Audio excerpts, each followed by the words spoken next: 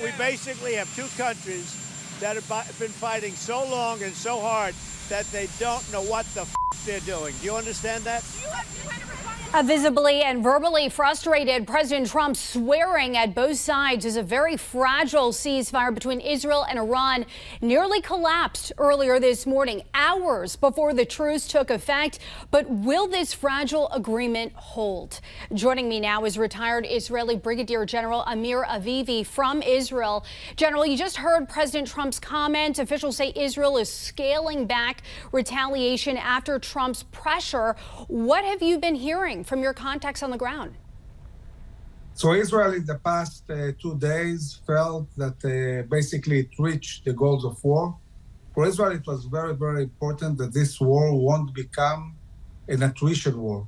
The biggest danger for Israel, the worst scenario was a reality where the big arsenal of ballistic missiles that Iran had will be used months and months, like we saw with the Houthis, and will be in continuous war with Iran. So once Israel reached its goals of war, meaning destroying the nuclear plants together with the US and degrading dramatically the capability of the ballistic missiles, including complete destruction of these industries, Israel felt that this is the time to find an exit and finish the war. And therefore, it was very, very supportive of creating a ceasefire that will really shorten the war and create the reality that we are in, a 12-day war, a big success.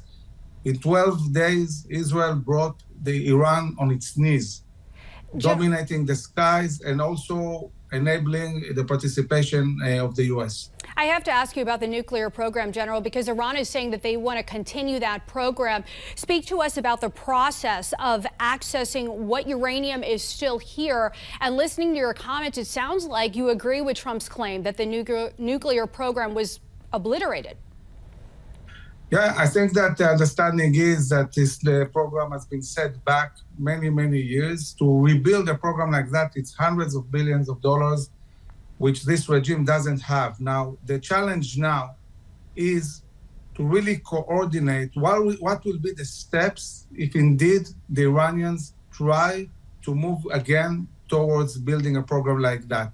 And these steps should include harsh sanctions that won't enable them to equip militias, won't enable them to really push towards a plan like that.